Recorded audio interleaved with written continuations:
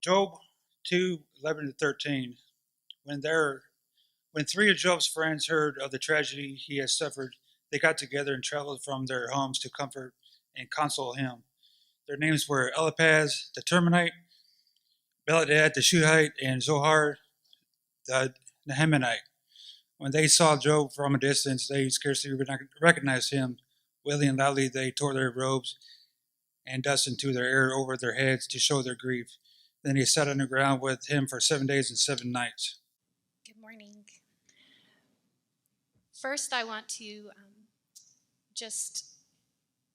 I'm so grateful for that passage in Job, which I've actually don't remember ever reading or laying eyes on before. Just speaking to the significance of friendship and how incredibly valuable that is to have people who will really be with us when we are in it. And I'm so grateful for good friends in my life. So let me.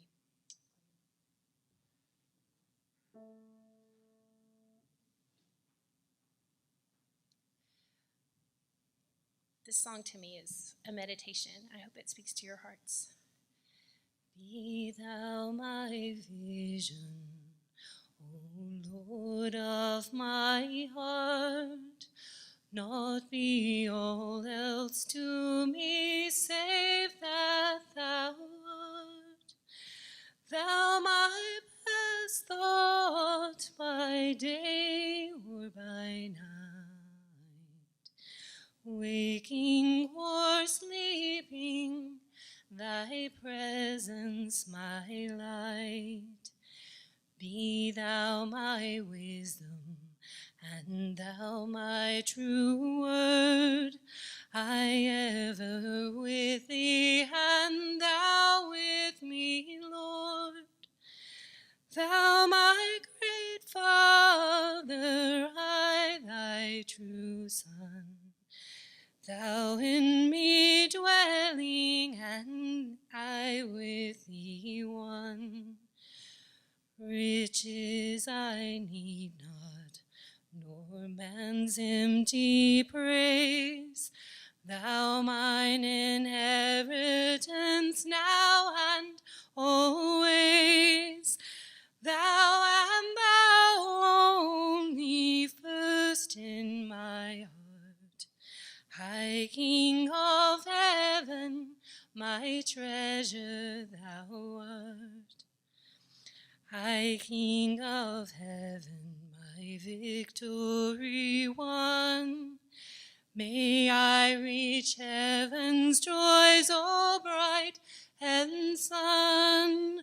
Heart of my own heart, whatever befall, still be my vision, O ruler my all. Happy New Year. Raise your hand if you set a New Year's resolution or a goal or just something you're going to focus on. You don't have to give it a name. And if you don't want to raise your hand, that's okay. But good job. Thanks. So at the beginning of a new year, we all like to set our goals, our intentions, our resolutions, all those things that we do, which is great. Good for you. Proud of you. Self-improvement is an awesome thing. But here's a question for you. Does improvement mean that anything has to change? You know, I don't eat well. I don't take care of my body the way I should. I've got to change my diet. I got to take better care of my bones and joints and muscles. I'm going to work out. I'm going to change what I'm doing there. I'm not doing this well enough, so I've got to change that. I'm not doing that, so I've got to change that. But does improvement always require change? Or can improvement come from going back to the original, to the simplest things? Maybe, maybe not. So Steve read to you from the book of Job, and everybody who reads the Bible probably has their happy books, the books they like to read, the books that make them feel good. That's their go-to book. I would challenge that probably not many of you in here, if any, would pick Job. Job is not the feel-good book. Job is not the happy book. Job is not the one we run to, except for me. I'm weird. I like Job, and I like Job a lot. Monica and I very rarely have disagreements where we're not thinking the same, but when I talk about Job, she's like, no, not Job, not Job. But I love Job. And I don't think that it's necessarily that we don't like the book of Job. I think that it makes us uncomfortable because it's things that we don't necessarily like to think about and hear. It starts off with this man, Job, hence the name, who is good. He's a good man. He does all the things he's supposed to do. He checks all the boxes of what it means to be a righteous man and listen to God and do what he says. And God is proud of him. His angels come in. Satan comes in. Did you see my friend Job? Isn't he so good? And Satan says, yeah, I think if we did this, we could get him to turn away from you. If you'll let me, I'm going to do it. And then God lets him do it. I don't want to think that if, Satan flew in up there with God and he's like, you see my friend Nicole? Ain't she amazing? Satan's like, I'm going to tempt her and get her. God would be like, okay, go ahead. I don't want God to do that, and I think that makes us uncomfortable. It makes me a little uncomfortable. Then, I think he makes us uncomfortable because a lot of bad happens to Job.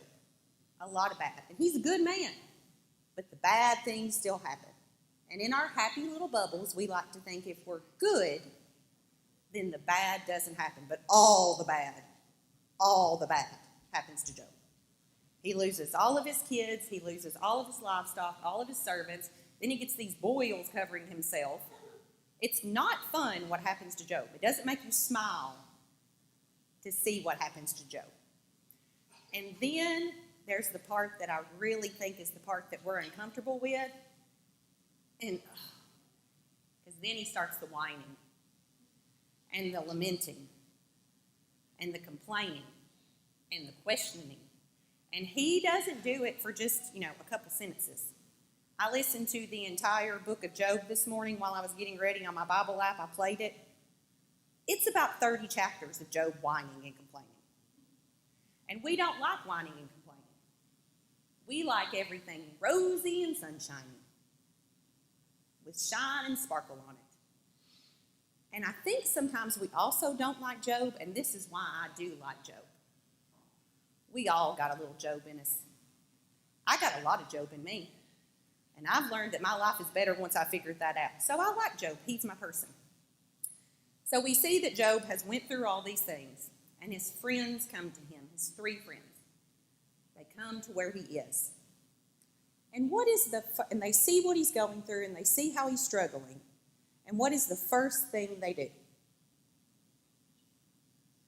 What do they do? No, what is the first thing they do? They sit down. They sat down with him. They sat down with him and saw what he was going through and saw his pain and his grief, and they didn't say a word. They just sat there with him. And they saw how hard it was, and they felt that with him. And then what did they do 7 days later? Then they opened their mouths. And they talked a lot. And Job talked a lot. And they started giving him their advice and how they thought he should fix it and how it was going to get better and what he was not understanding. And one of them would get up. This is your problem. Job, no. Da-da-da-da-da. Next friend. This is your problem. Job, no. Da-da-da. We go back and forth and back and forth.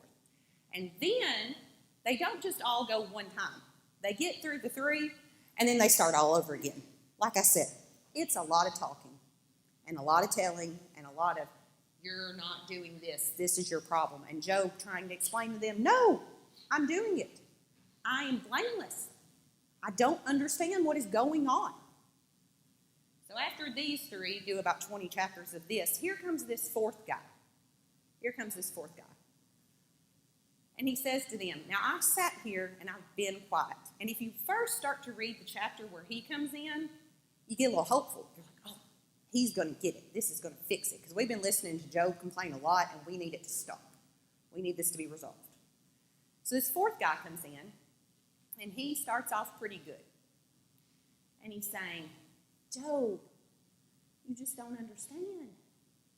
And he goes on, and he tells them how he sat there and was quiet. He listened to 3 of them talk and try to tell them all this.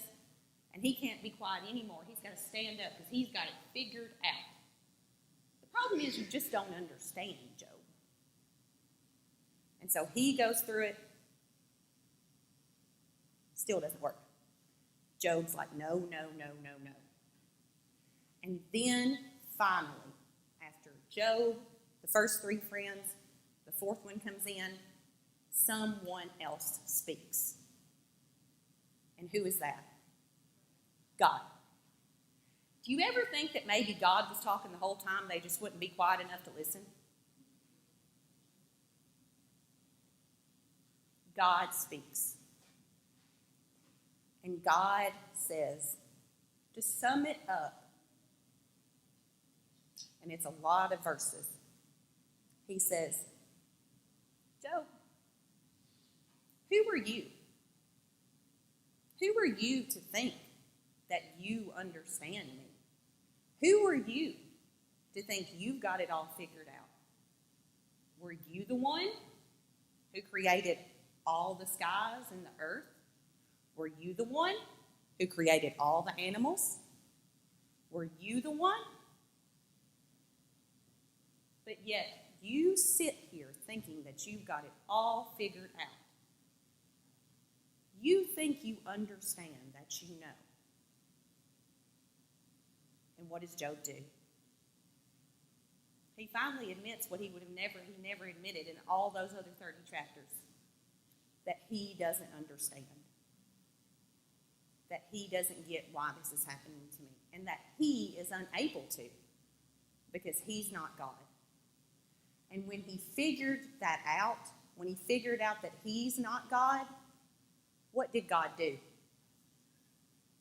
When he figured out that he didn't understand and the only one who understood and had it was God himself, what did God do? Miss Catherine? He restored him. When he finally did that one thing, which by the time you get to this, like, the simplest answer was the best. You know how that usually goes, but you got to go through all the complicated ones first. He restored him. And then God turned his attention to Job's friends and basically says, y'all were what were in the way. You thought you could fix this, that you had it all figured out, that you were the answer. I am the answer. But he also says that Job will intervene for you, and I will forgive you, and he does. So, roughly 40 chapters of all this back and forth, when in the end it was as simple as Job going, I don't get it. I don't get it, God. But you're God. And I trust you. The whole purpose of talking about Job today is to go back to that. Does improvement require change, or does it require going back to the original? I so want the church to grow in 2022 and the years forward. I don't just want this church to grow, although I do, but I want the church, all the church, to grow. But if you are aware or listen or pay attention to what's been going on in churches and things like that, that's not what's happening. People are not coming into the church. They're actually doing the opposite. They're leaving in large numbers. Now, don't get this twisted. That doesn't mean that they're leaving Jesus. They're leaving the faith. Some of them are, but a large majority of them are not leaving Jesus at all. In fact, they're trying to go back to the heart of what Jesus is. And the church, they figured out, is what's standing in their way. Because if you listen to people who have left the church to try to focus more on who Jesus truly is, one of the number one reasons they'll tell you is because they find the church disingenuous. It's a good show. They say the right things. They look good. They're shiny on Sunday morning. But they're not focusing on the heart of who Jesus is. Now, you can have the best church in the world with the coolest music, the most awesome pastor, the best,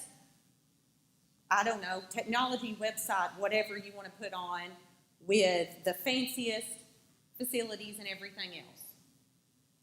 But the number one way, in my opinion, and a lot of what I've read, the number one way to grow the church is through connection. Through connection with each other. And I don't mean, I'm going to be real nice to these people and then I'm going to invite them to come to church on Sunday morning so we get more people in our pews. No, I mean connection to people. Friendship. Genuine connection. That's what I mean. We're going to do a little interactive audience participation time. Y'all know how I like it. You don't have to actually hold your hand up, but if you want to, do. So, this is what's called Put a Finger Down Challenge. Some of you may know what that is. All right. So for everything I say that applies to you, I want you to put a finger down. And then at the end, you'll figure out why I asked this. Put a finger down if you've ever had a very close friend. Put a finger down if that close friend has ever came to you with a problem, an issue, sorrow, grief, anger, whatever it may be. Put a finger down if in response to them telling you this, you gave them advice, ideas on how to improve it, what the problem is, how they need to change to fix it. Put a finger down if they didn't listen to you and it bothered you that they didn't listen to you. Put a finger down if before you opened your mouth to give that advice, you asked them if that's why they were coming to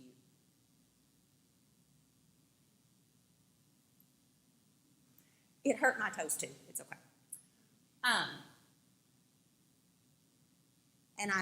So guess what? Santa gave me a really cool gift for Christmas. He gave me the power to read minds sometime. I'm going to prove it. How many people in this room, you don't have to raise your hand, but how many people in this room after we finished that thought, well, if they didn't want my advice, then why did they even tell me in the first place?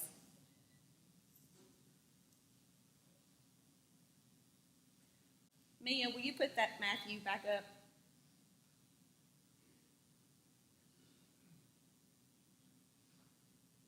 Jesus Christ, the Son of God, is anxious and worried in the moments in this garden, the moments where he knows his crucifixion is coming, that he's going to be betrayed. Jesus Christ, the Son of God, who is fully God but is also fully human, and he's having all the human emotions. And he goes to the garden to pray, but he does not go alone. He asks his friends. Yes, the disciples were people he taught, but they were also his friends. He asked his friends to go with him. Why do you think Jesus Christ asked his friends to go with him? Do you think he thought they were going to tell him how to make it better? They were going to fix it? Jesus Christ needed their advice, the Son of God. Is that why he wanted his friends to go with him to the garden? Why did he ask his friends to go with him?